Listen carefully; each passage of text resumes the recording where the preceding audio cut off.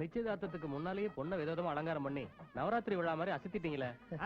இதுவே இப்படின்னா கல்யாணத்தை எப்படி நடத்தணும் பாருங்க. மாப்ள அவங்க எல்லாம் வரதுக்கு நேரமாச்சு, எங்கேயும் போடாம இங்கே இருக்கணும். மச்சான் நான் இங்க இருந்தா கதை கந்தலாகிடும். அந்த சேனாதிபதி ஊருக்காரங்க ரொம்ப மோசமானவங்க. காப்பியில உப்பு இல்லாம பாருங்க, மோர்ல சக்கரை இல்லாம பாருங்க. அதனால நான் போய் சத்திரத்தை திறந்து இலைய போட்டு வச்சிருக்கேன். இங்க வரவங்க எல்லாம் அங்க தள்ளி கொடுங்க. சித்தப்பா என்ன போத்தப்பா? சத்திரத்துக்கு தானே போற, அத்தை அங்கதான் இருக்கு, சீக்கிரமா இங்க வர சொல்லு. ஓ நீ வர சொல்ல மாட்டியா? பெரிய கரெக்ட் ஆகிட்டியா? நான் அத்தையை வர சொல்றேன். அத்தை வரக்குள்ள இதெல்லாம் உட்கார்ந்து வித்துறாத. ஐயோ கல்கட்டா காடி. சரி சரி வாய் அடிச்சிட்டு இருக்காம அதெல்லாம் எடுத்து வை போ.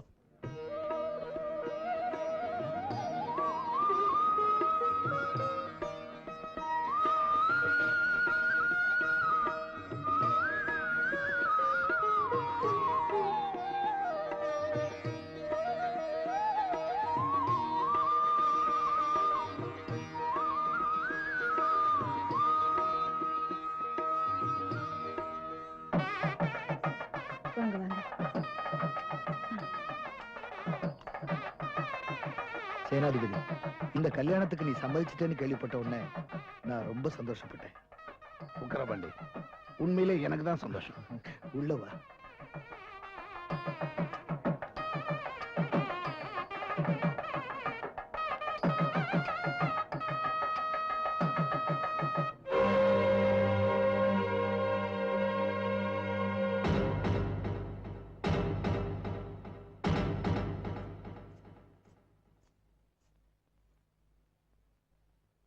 என்ன யோசிக்கிற? வா வாங்க எல்லாரும் வாங்க.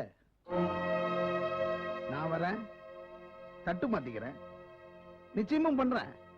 எனக்கு ஒரே பையன், ஏகப்பட்ட சொத்து இருக்கு. உனக்கு ஒரே பொண்ணு, நிறைய சொத்து இருக்கு. நமக்குள்ள இந்த சீர்வரிசை அது இதுன்னு எது வேணாம்.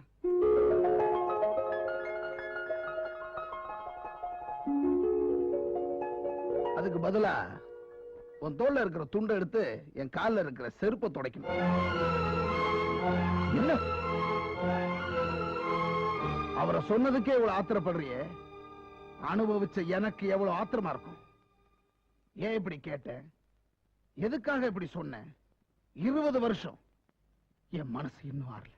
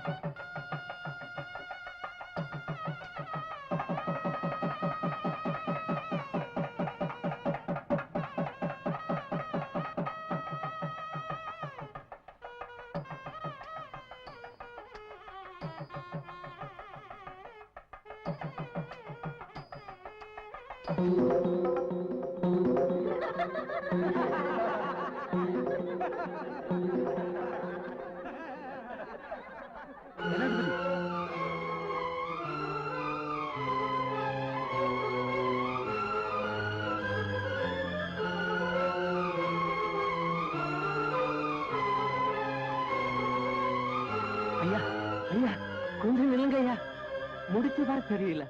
இதுல அம்பாள் குத்தம் ஒண்ணும் இல்ல. அம்மாடி தப்பா எடுத்துக்காதீங்க ஐயா, தயவு செஞ்சு இத. எவ்வளவு தைரியம் இருந்தா தரையில விழுந்த மாலையை என் கழுத்தில் போடு. ஏய் சேனாதிபதி, என்னப்பா அது?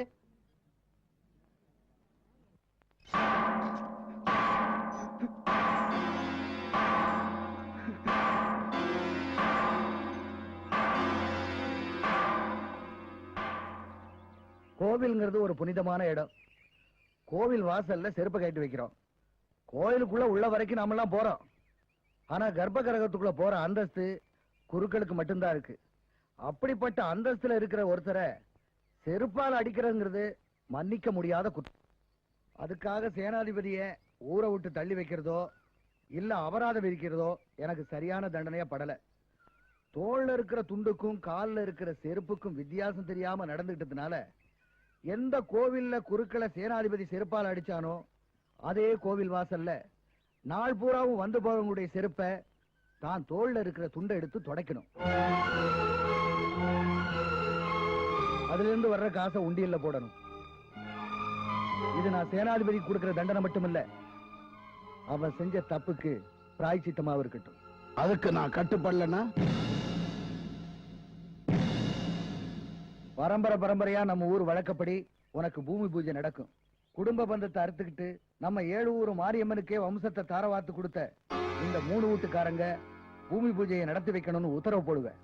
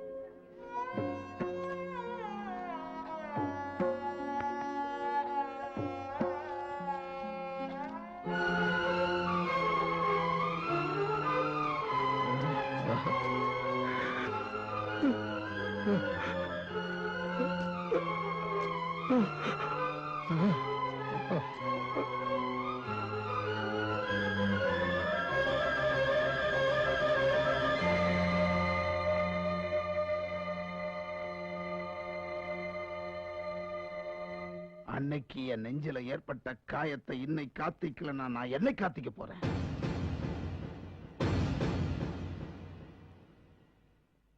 பூவரசு, விதி வேற மாதிரி இருந்திருந்தா நான் என்னைக்கோ போய் சேர்ந்திருப்பேன். அன்னைக்கு நீ என்னை காப்பாத்தினது கூட இந்த சந்தர்ப்பத்துக்காகத்தான் நான் நினைக்கிறேன். உக்கிரமாண்டி, திரும்பவும் சொல்றேன், இந்த ஊருக்கு மத்தியில எனக்கு ஏற்பட்ட அவமானம் மறையணும்னா, என் மனசு ஆறணும்னா, உன் தோல்ல இருக்கிற துண்டை எடுத்து என் செருப்பை துடைக்கணும். அப்பதான் என் மவன் உன் மக கழுத்துல தாலியை கட்டுவான்.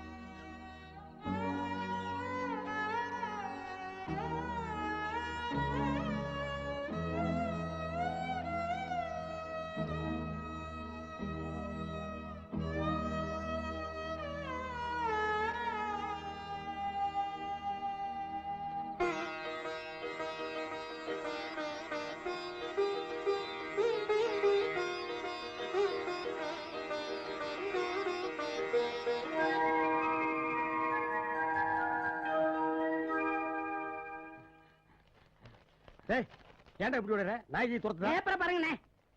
அண்ணே, இன்னைக்கு வேட்புமனு தாக்கல் செய்ய போறாங்க. அதனால உனக்கு என்ன? நீங்க கொஞ்சம் பணம் கொடுத்தீங்கன்னா நான் தேர்தல் நின்றுவேன். எது, நீ தேர்தல் நிக்கிறியா? ஆமாண்ணே, சும்மா தானே இருக்கேன். நான் நின்னே. ஏண்டா சும்மா இருக்கிறவன் எல்லாம் தேர்தல் நிக்கணுமா? தேர்தல் நிக்கிறதுக்கு ஒரு மரியாதையே கிடையாதா?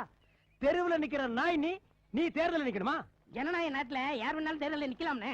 அது சரி, யார் வேணாலும் நிக்கலாம். ஆனா ஓட்டு போடுறது ஜனங்க தானே. உனக்கு யாரா ஓட்டு போடுவா? ஏன் இன மக்கள் எனக்கு ஓட்டு போடுவாங்கண்ணே. ஓ இன மக்கள் யாருமே இந்தியாவில் இல்ல, எல்லாரும் ஆப்பிரிக்காவில் இருக்காங்க. நாய், பன்னி, எருமை, பேய், பிசாசு இதெல்லாம் ஓட்டு போட்டா நீ ஜெயிக்கலாம். ஆனா அதுகளுக்கெல்லாம் ஓட்டு உரிமை இல்லையே. விளையாடாதீங்கண்ணே. நீங்க மட்டும் பணம் கொடுத்தீங்கன்னா நான் டிக்கெட் வாங்கிடுவேன். உன்ன மாதிரி அரை டிக்கெட், கால் டிக்கெட், முக்கால் டிக்கெட், பிளாக் டிக்கெட் இதுகளுக்கெல்லாம் டிக்கெட் கொடுத்தா நாட்டுக்கே டிக்கெட் வாங்கிட வேண்டியது. நாட்டை விடுங்கண்ணே. நான் மட்டும் ஜெயிச்சு வந்தேன்னா வந்தீங்கன்னா நம்ம கிராமத்தை இந்தியாவோட எனக்கு உயிரை கொடுத்து போராடுவேன். இப்ப இப்போ நம்ம கிராமம் இந்தியாவுக்குள்ள இல்ல. சைனா பார்டர் இருக்கா? அது எனக்கு தெரியாது. இல்ல ரஷ்யா பார்டர் இருக்கா? இல்ல பாகிஸ்தான் பார்டர் இருக்கா? ஆக இந்த கிராமம் இந்தியாவுக்குள்ள இல்லங்கறத நீ முடிவு பண்ணிட்ட. நீ வந்து எலெக்ஷன்ல நிக்க போற இல்ல? நாமினேஷன் என்ன மாதிரி எலெக்ஷன்ல நிக்கறானுங்க. யோ அண்ணே அண்ணே, இந்த அநியாயத்தை பாத்தீங்களா? நம்ம ஊருக்குள்ளே வந்து வீடு வீடா பத்திரிக்கை வச்சிட்டு இருக்க அந்த சேனாதிபதி. என்ன திமிர் இருந்தா அவன் பையன் கல்யாண பத்திரிக்கை இந்த ஊர்லயே வீடு வீடா ஏறி கொடுப்பான். நம்மள கேவலப்படுத்திருக்கனே கங்கணம் கட்டிட்டாரா? அவனை விட்டுறதா? பொண்ணு பெத்த பாவத்துக்காக இன்னும் என்னென்னத்தெல்லாம் அனுபவிக்கணுமோ. அக்கா இப்ப என்ன ஆகி போச்சு? நீ புலம்புற செருப்பு தொடச்ச நாய் அவன் பையனுக்கே கல்யாணம் நடக்கும்போது நம்ம பொண்ணுக்கு நடக்காதா? அட சும்மா இருங்க மாப்பிள. இவ்வளவு தூரம் அவமானப்படுறதுக்கு அப்புறம் இனிமே எந்த மூஞ்சி வச்சுட்டு போய் இவளுக்கு நான் மாப்பிள பாக்குறது? பாக்குற மச்சான், மேட்டூர் மிராஸ்ல இருந்து சமுத்தூர் ஜமீன் வரைக்கும் நம்ம குடும்பத்துல சம்பந்தம் பண்ணிக்க நான் நீ துடிக்கிறாங்க. நாம தான் பிடி கொடுக்கல. அவன் பையன் தாலி எடுக்கிறதுக்கு முன்னால நம்ம பொண்ணு இடத்துல தாலி ஏறி ஆகணும். புறப்படுங்க.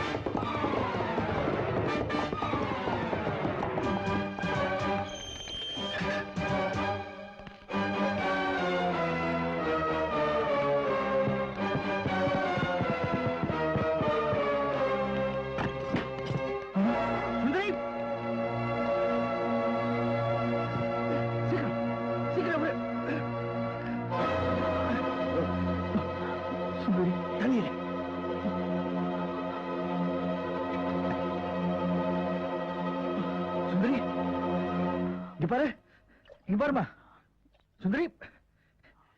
சுந்தரி இங்க பாரு சுந்தரி.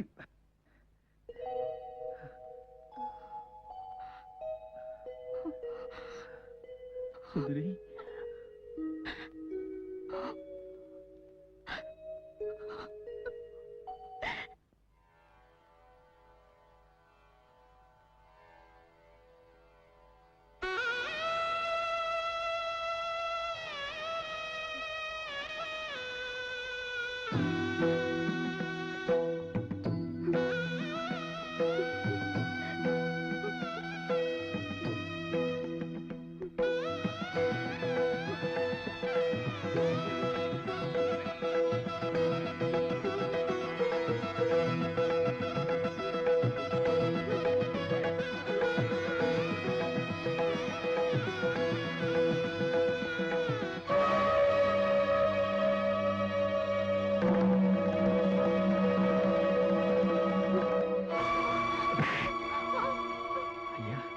என்னடா ஐயா?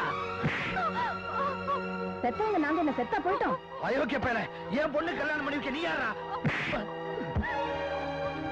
ராஸ்கோல், ஒண்ணு நான் சும்மா விட போறதில்லை. இந்த கதையை உள்ள எடுத்துட்டு போ. போடா வெளியே. இத்தனை வருஷமா கட்டி காப்பாத்திட்டு வந்த என் குடும்ப கௌரவத்தை குழி தோண்டி புதைச்சிட்டேடா. உன்னை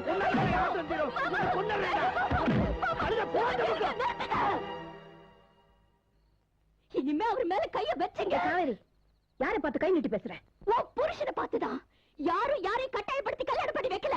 உன் பொண்ணு ஆசைப்பட்ட அதான் நடந்திருக்கு. ஊர்ல ஒரு பிரச்சனைனா பஞ்சாயத்து கூட்டுவீங்க. அதுவே உங்க வீட்டு பிரச்சனைனா உங்க இஷ்டத்துக்கு மாட்டீங்களா? நீங்க என்ன வேணாலும் செய்வீங்க, நாங்க சும்மா வேடிக்கை பார்த்துக்கிட்டு நிக்கணும். கேட்கறதுக்கு ஆள் இல்ல நினைச்சிட்டீங்கல்ல? உக்கிரபாண்டி, யாருக்கிட்ட உன் வேலையை காட்டுற? என்ன நாடகமா நடிக்கிற? உன் வேலைக்கார பயல விட்டு என் மகனை தூக்கிட்டு வந்து உன் மகனுக்கு தாலி கட்ட வச்சா நான் விட்டுருப்பேனா? எங்க வந்து என்ன வார்த்தை பேசுற? என்ன நடந்ததுன்னு தெரியாம சும்மா வாய்க்கு வந்தபடி பேசுற? எல்லாம் தெரிஞ்சுதான்டா பேசுறேன். உன் பொண்ணுக்கு கௌரவமான இடத்துல மாப்பிள்ளை கிடைக்கலனா ரோட்ல போற ஒரு பயலுக்கு கட்டி வைடா. அதை விட்டுட்டு ஏன் உனக்கு அவ்வளவு ரோஷம் இருந்ததுன்னா உன் பொண்ணு கழுத்துல கட்டி இருக்கிற தாலிய அத்திரடா பாப்போம்.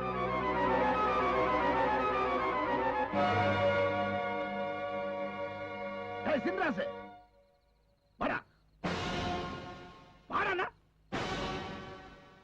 வர போறியா இல்லையா?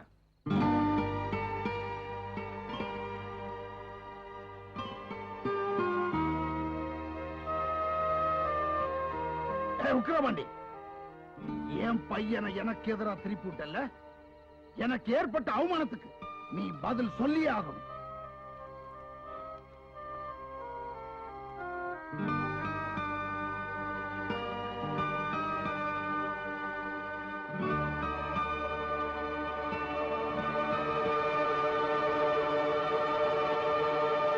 இப்படியே இருந்தா எப்படிங்க? எதுவா இருந்தாலும் பஞ்சாயத்தை கூட்டுங்க. பஞ்சாயத்தை கூட்டம்.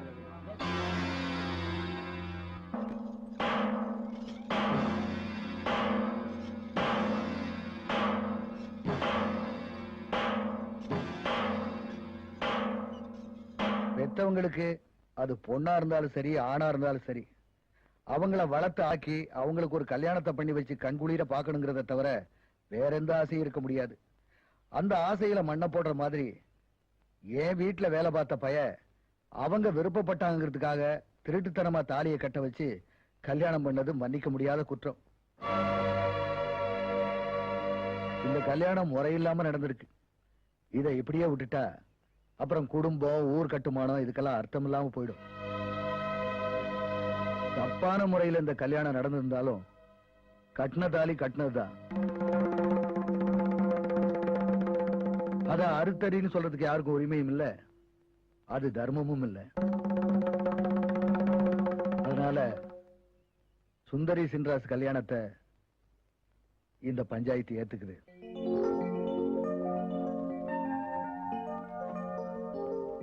இன்னைக்கு என் வீட்டுல நடந்த மாதிரி இந்த ஊர்ல யார் வீட்லயும் நடக்க கூடாதுங்கிறதுக்காகவும், பெத்தவங்களை மீறி போற தைரியம் இனிமே இந்த ஊர்ல யாருக்கும் வரக்கூடாதுங்கிறதுக்காகவும் பூவரசனுக்கு நான் கொடுக்க போற தண்டனை எல்லாருக்கும் ஒரு பாடமா இருக்கட்டும்.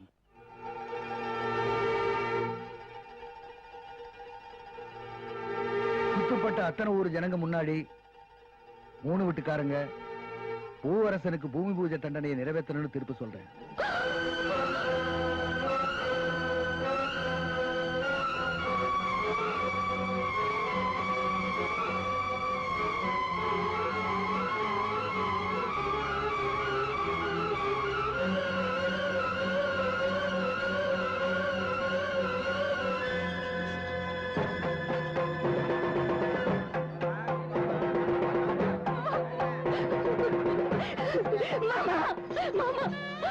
உங்க குடும்பத்துக்கு விலைக்கேத்தி வச்சாரு, அவருக்கே கொல்லி வைக்க பாக்குறீங்களே. வேண்டாம் மாமா, வேண்டாம் மாமா, விட்டு சொல்லுங்க மாமா, அவரை விட்டு சொல்லுங்க மாமா. மாமா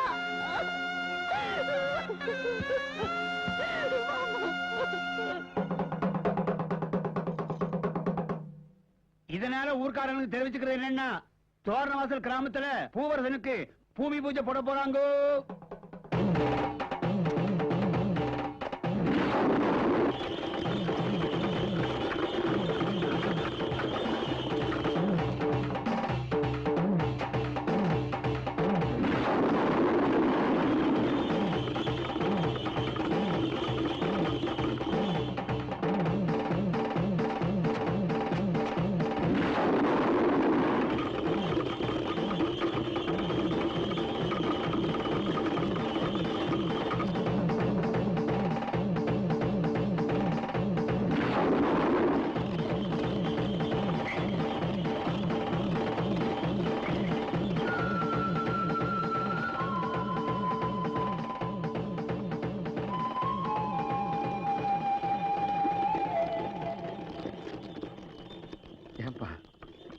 வண்டி கட்டிக்கிட்டு இவ்வளவு பேர் போறீங்களே, எந்த ஊர் திருவிழா தம்பி? பெருசு திருவிழாவுக்கு போல பூமி பூஜை பார்க்க போறோம். பூமி பூஜையா? அட பாவிகளா, ரொம்ப சாதாரணமா சொல்றீங்களேடா. வேடிக்கை பார்க்க போறோம்னு தூக்குல போட்டா கூட பொசுக்குன்னு உயிர் போயிரும். பூமி பூஜைங்கிறது அப்படி இல்லப்பா. தப்பு பண்ணவன உசுரோட குழிக்குள்ள இறக்கி பலகைய போட்டு மூடி மண்ணை போட்டு கொட்டிடுவானுங்க. அடுத்த நாள் இறக்குன அதே நேரத்துக்கு பலகையை எடுத்து பார்ப்பாங்க. இறக்குனவன் உசுரோட இருந்தா அவன் குத்தமொத்தவன்னு தெய்வம் சொல்லிருச்சுன்னு, செத்து போயிருந்தா அவன் குத்தவாளின்னு தெய்வம் தீர்ப்பு சொல்லிருச்சுன்னு நம்புறது ஒரு ஐதீகம். அந்த கொலபாதகத்தை பாக்குறதுக்கா போறீங்க? ஏன் பெருசு, நீயும் அங்கதானே வர்ற? நான் என் பிள்ளைய பார்க்க போறேன்பா.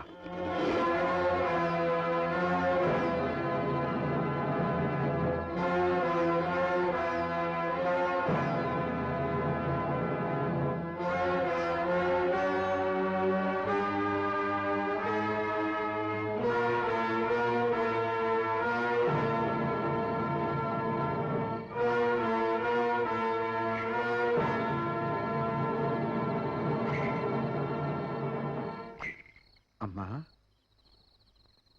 தாயே, ஒன்னதான் தாயே. உக்கரமாண்டி ஐயா வீடு எங்க இருக்குன்னு தெரியுமா? என் பிள்ளை பூவரசம் அங்க வேலை பார்க்கறதா சொன்னாங்க.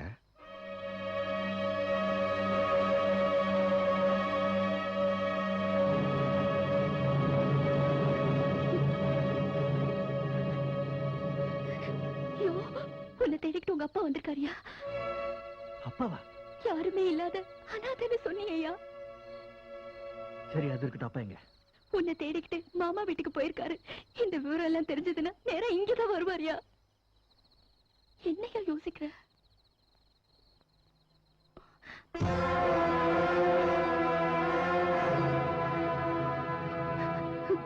ஐயா, இவங்க அப்பா ஊர்ல இருந்து வந்திருக்காரு. அவரை பார்க்கவே பாவமா இருக்கு. இந்த நிலைமையில இவரை பார்த்தா அவர் மனசு தாங்காது. அதனால இவரே போய் பார்த்துட்டு வந்துட்டோம். எப்படியாவது பெரிய மனசு பண்ணி இவரை அனுப்புங்கய்யா. நிச்சயம் வந்துருவாரு. அவர் வர வரைக்கும் நான் வேணா இங்க இருக்கேன்.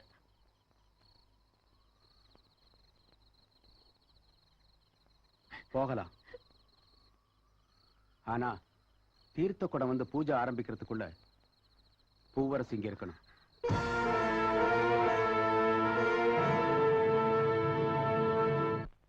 என்னது? ஓ மகனா? ஆமாங்க. புள்ளைய காணாம நெஞ்சு கலங்கி போச்சு. எங்க போனா என்ன ஆனான்னு தெரியாம இருந்தப்ப ஒரு புண்ணியமா சொன்னா ஐயா வீட்டுல வேலை பார்க்கறதா. அதாங்க பார்த்துட்டு போகலான்னு வந்தேன். அப்படியா? எனக்கு யாருமே இல்ல, நான் ஒரு அனாதன்ல எங்க கிட்ட சொன்னா சொல்லிருப்பான். குடி குடின்னு குடிச்சே நாசமா போன என்ன பார்த்து அந்த தங்கமான புள்ள எப்படிங்க அப்பன்னு சொல்லுவான்.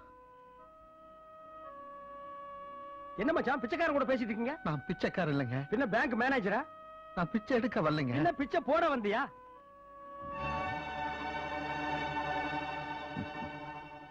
ஐயா என்ன தெரியலீங்களா? மூஞ்சில முக்காவாசி முடிதான் இருக்கு, மூக்கு மட்டும்தான் வெளியே நீட்டிட்டு இருக்கு. அதை வச்செல்லாம் உன்னை தெரிஞ்சுக்க முடியாது. நான் உங்களை தெரிஞ்சுக்கிட்டேங்க. நீங்க வேணான்னு அழிக்க சொன்னத இந்த தோல்ல சுமந்தவனா என்ன மறந்துட்டீங்களே? ஆமா, நீ பெரிய ஜனாதிபதி, இந்தியாவை தூக்கி தோல்ல சுமந்துட்டு இருக்கிற. உன்னை ஞாபகம் வச்சுக்கிறதுக்கு பிச்சைக்கார பயலுக்கு என்ன தெனா விட்டு பாரு. என்ன தண்ணி கண்ணி அடிச்சிருக்கியா? ஐயா நீங்க பெரியவங்க, என்ன வேணாலும் பேசலாம். ஆனா நாங்க உண்மையை தாங்க பேசுவோம். 25 வருஷத்துக்கு முன்னாடி அன்னைக்கு பிறந்த பச்சை மண்ணை என் கையில கொடுத்து, இது எங்க அக்கா பெத்த குழந்தை, இந்த குழந்தை உசுரோட இருந்தா எங்க குடும்பத்துக்கே ஆகாதுன்னு சொல்லி இதை எரிச்சிரு இல்ல புதைச்சிருன்னு என் கையில பணமும் கொடுத்தீங்களே, அந்த சுடலை தாங்க நானு.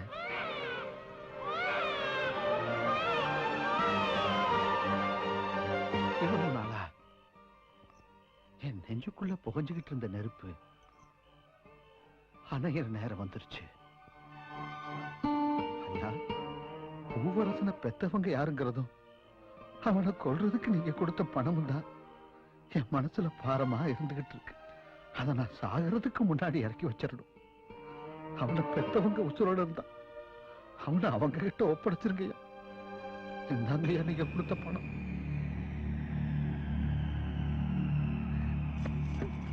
பாவி, எப்படி நான் மனசு வந்தது? என் பிள்ளைய உயிரோட இருக்கிறதுக்கு உனக்கு எப்படி நான் மனசு வந்தது? சொல்லுடா, சொல்லு. கூட இருந்த கழுத்து அறுத்துட்டடா. இதுக்கு பதிலா நீ என்ன கொண்டு இருக்கலாம். நீ எல்லாம் ஒரு மனுஷனா? அக்கா, நீ என்ன வேணாலும் சொல்லு, அத நான் ஏத்துக்கிறேன். ஆனா நான் செஞ்சது தப்புன்னு மட்டும் சொல்லாத. உனக்கு புள்ள பிறக்கணுங்கிற ஆசையோட தானக்கா நானே இருந்தேன். ஆனா விதி, இந்த குடும்பத்துல இதுவரைக்கும் நடந்த நல்லது கெட்டது அத்தனையுமே நம்ம ஜோசியர் சொன்னபடிதான் நடந்திருக்கு. அவரே சொன்னாரு, பிறக்க போற புள்ளையால உங்க மச்சானோட மானம், மரியாதை, குடும்ப கௌரவம் அத்தனையும் அழிஞ்சு போயிரும்னு. அதை பத்தி கூட நான் கவலைப்படல. அந்த புள்ள வாயை திறந்து அம்மான்னு சொன்ன உடனே நீ உசுரோடு இருக்க மாட்டேங்கன்னு சொன்னாங்க. அதைத்தாக்கா என்னால தாங்கிக்க முடியல. அக்கா, உனக்கு ஏதாவது ஒண்ணுனா மச்சான் உசுரோடு இருப்பாரா? நீங்க 2 பேரும் போனதுக்கு அப்புறம் நம்ம வம்சமே அழிஞ்சு போயிடாதா? அப்படிப்பட்ட புள்ள இந்த குடும்பத்துக்கு வேண்டாடுதாக்கா இந்த காரியத்தை செஞ்ச.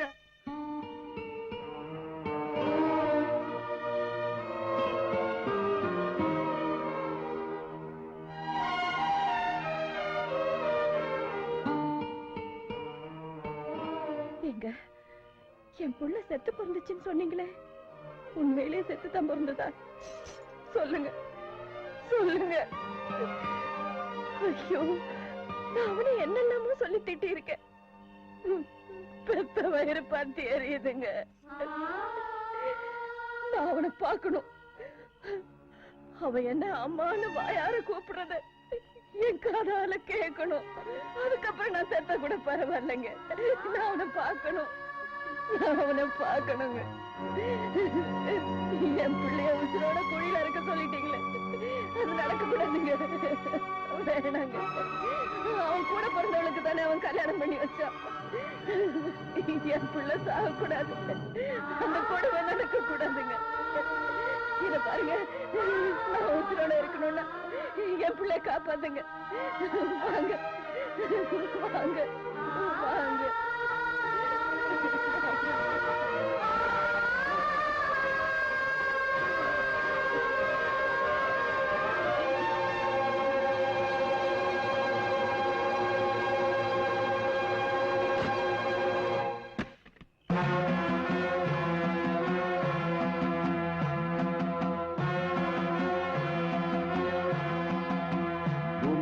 ஆரம்பிக்கலாம்.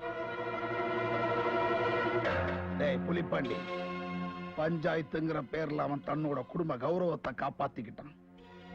நான் தலை நிமிர்ந்து நடக்கணும்னா என் மகன் என்கிட்ட வரணும். நீ என்ன செய்வியோ ஏது செய்வியோ தெரியாது. உக்கரபாண்டி குடும்பமே கூண்டோடு அழியணும். அப்பத்தான் என் மனசு ஆறும்.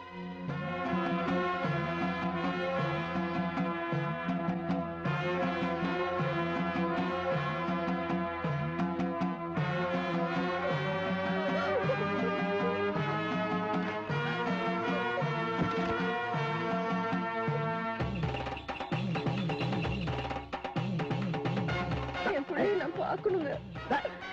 கொஞ்சம் சீக்கிரம் போங்களேன். சீக்கிரம் போங்க.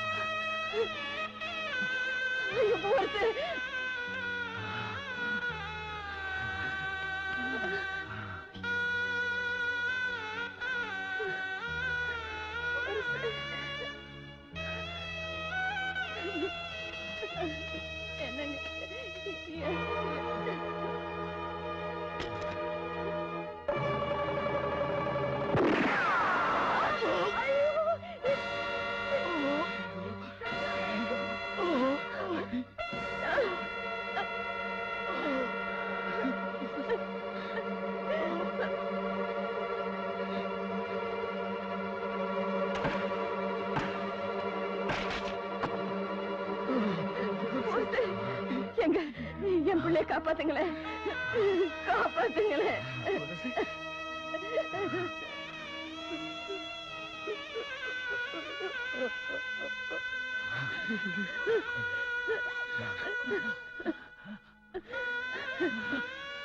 அப்பா, உன்னை நான் பெத்தனை தவிர உனக்கு நான் வேற எதுவுமே செய்யலப்பா.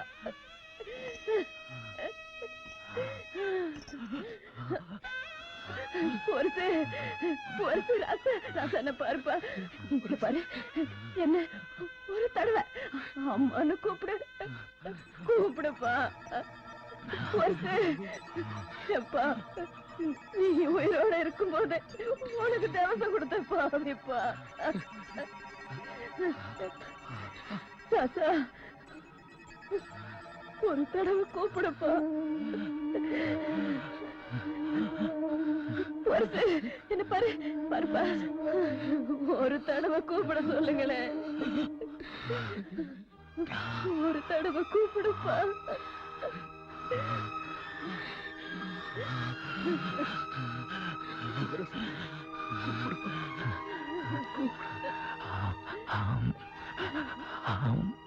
அந்த புள்ள வாயை திறந்து அம்மான்னு சொன்ன உடனே நீ உசுரோடு இருக்க மாட்டேங்கன்னு சொன்னாங்க. அதைத்தாக்கா என்னால தாங்கிக்க முடியல.